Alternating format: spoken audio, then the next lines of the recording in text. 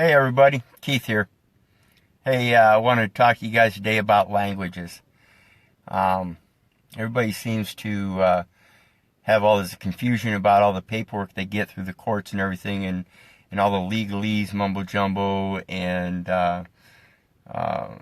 having to research things like the Chicago Manual Style, Oxford English Manual Style, and all these different books to try to figure out what's being said. I think we need to go a lot farther than just that even. I think we need to start learning the inherent languages that we all possess within us in regards to various different things such as body language, sign language, and all that. There are so many different more languages than just the written and spoken languages. And one of those they use heavily against us in the coercion tactics, where they run around these streets claiming that they're in fear of their lives because they're dealing with all these hardened criminals. And so they have to have canines and nightsticks and mace and tasers and bulletproof vests and guns and things like that. Motherfuckers, I walk the same streets, been walking the same streets all my life, and the only weapon I've ever used is right here. And basically, when I talk about languages, the biggest thing that has an effect on me in my life is that body language. That's why when I look at people and I have a conversation with them and I want to have a good impression on them, I want to see that smile. I want to see it in their eyes. Because this isn't the only thing that smiles. A person's whole body can smile. And all you got to do is be able to read it.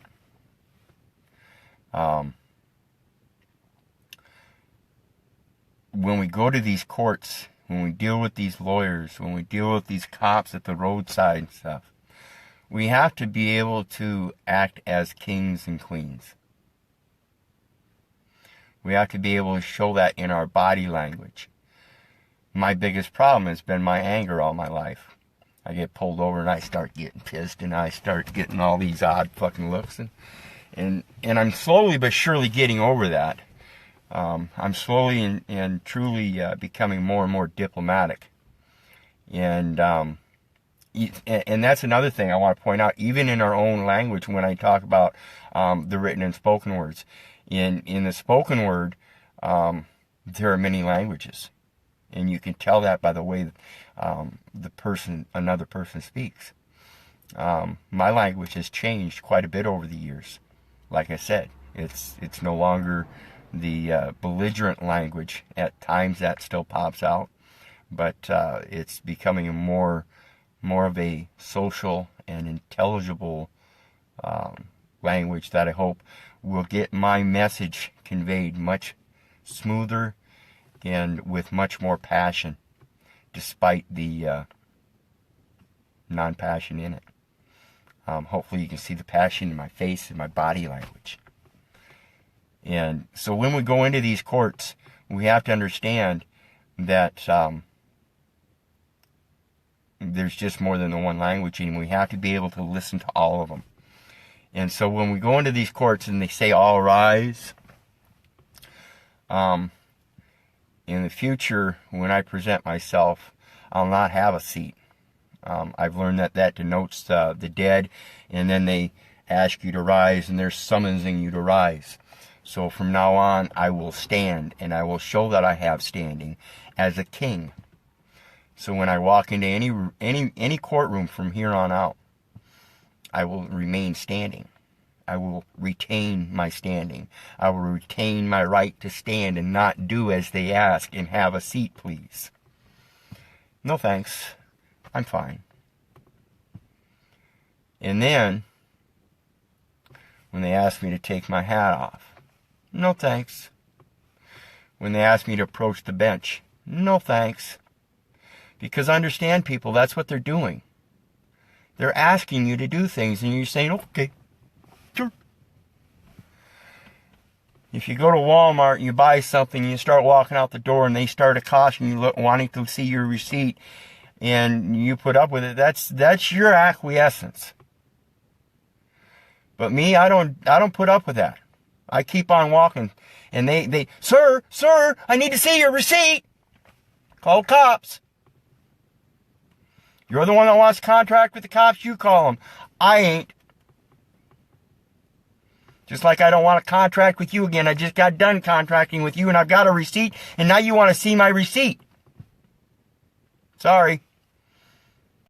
You'll have to claim that I've broken a law and bring a claim against me. I don't have to do what you say. You're a Walmart employee. And that's all these administrative courts are. They're Walmart employees. And I'll explain something to you. Most of you know my story about the private property tags. I went out to a local hardware store and I bought private property tags that you see on any farmer's fence. And I put them on my truck. And I started traveling around. And I traveled around for quite a while. Matter of fact, I traveled around long enough that I got pulled over twice by the local city cops and given seatbelt and insurance tickets. And I got pulled over once by a state trooper and given a speeding ticket and no insurance ticket. All of them I signed with UCC 1-308 and then never appeared for any case, for any court appearance. I signed UCC 1-308 reserving my rights. And my rights say I have unlimited power to contract. Period. I have unlimited power to contract, and therefore UCC 1-308 is telling them I don't want to contract. Period. Because they want a contract to take my rights, and I'm reserving my rights. And I've learned here even lately that reserving isn't the best word to use either, so I've learned to use retain. And as well as that, the fact that I no longer am wishing to contract, I no longer wish to use their UCC 1-308, reserving my rights, because I am not that 14th Amendment citizen. I am a man, and therefore I retain my rights. All rights retained, no rights waived. And I'll write it all out. No problem. I have no problem with that. So we have to learn these languages. And so these court cases that I never appeared to, they're a couple years old. They're two and 3 years old. I've even got a city ordinance infraction for dog violations. I got one ticket for dog at large and dog causing harm. And I signed UCC 1-308. And then when the court date came and went, I did not appear. I went in the next day. I went to the clerk and I called up that case. And then when I went into court, at that time I sat down. I hadn't learned as much as I've learned now. And so when they said all rise, I remained seated. And of course, normally when the judge walks in, the administrator walks in, they normally go up to the bench and then say, you may all be seated. This one happened to stand there right in the doorway as she saw me seated still, said, you may all be seated, and then went to the bench. Then when she got to the bench, she looked over at me and said, sir, would you remove your hat, please? Now notice, this is a request. And I told you, and you understand, you have to understand, we have unlimited power to contract by three main concepts. We have the right to believe what we want to believe, we have the right to make our own choices, and we have the right to change our mind anytime for any reason. So when she requested that I take my hat off, please, I said, no, thank you, I do not wish to. Oh. Well, and then she started calling up cases. When she got around to me, she called that name, and I simply raised my hand like a fourth grader sitting in a seat, said, excuse me, ma'am. She said, well, would you approach the bench, please? I said, no, thanks, I don't want to. I'm not here to conduct business. What do you want? And then she started reading the case and then realized that it had already been what she called disposed the day prior to that proceeding.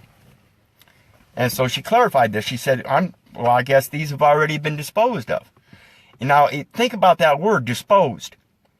Most people, when you dispose of something, you've gotten rid of it. That's the common belief of what the word dispose means. In a court, when they say it's been disposed, it means it's been put into a disposition.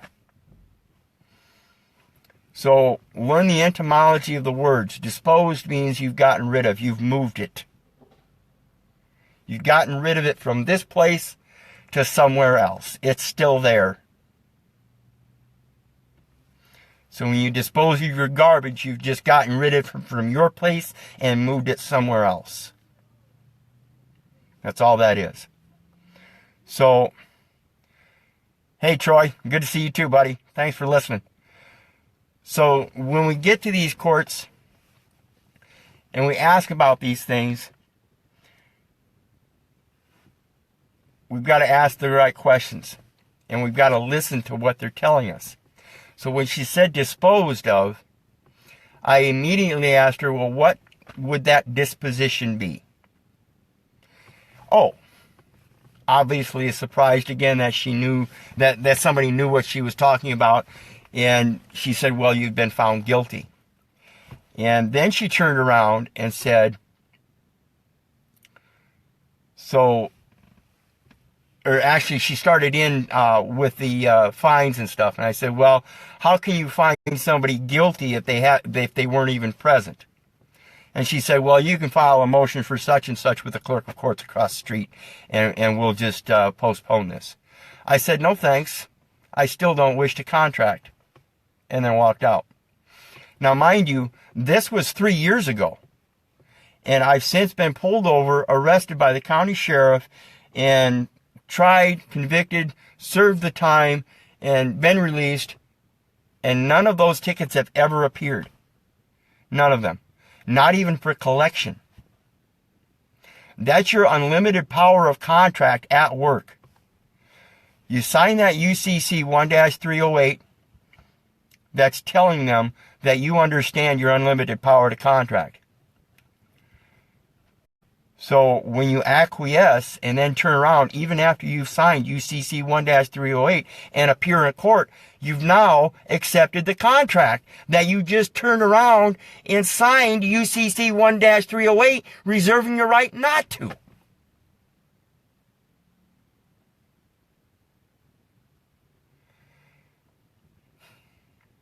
Hey, Danny, yes, you are here. I don't think he's referring to you as God, though. I hope not. Well, actually, yeah, I do. Because it says right in the Bible, ye are gods. So, yeah. So, anyway, remember to understand your unlimited power to contract and how all that works with today's society, secular society.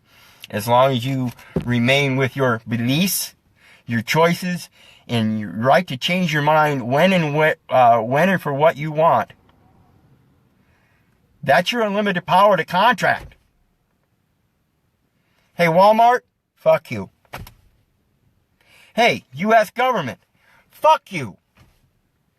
Hey, anybody I wish to say fuck you to, I will say fuck you to. I don't wish to do that anymore. I wish to be diplomatic. Those that wish to be diplomatic with me, I will listen to. Those that want to run their mouths, belittle me, belittle my brothers and sisters, try to enslave us through some kind of corporate control, language control, whatever. I no longer want anything to do with it. Yes, separation of church and state. Let me help you with that as well. Separation of church and person. Church is an entity. Separation of church and man.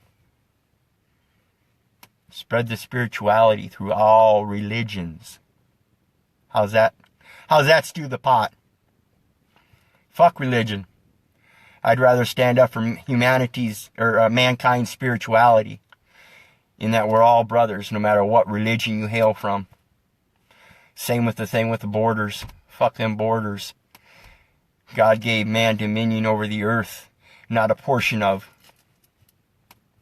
God gave man dominion over the fish of the sea, the fowl of the air, and all creatures that slither upon the land.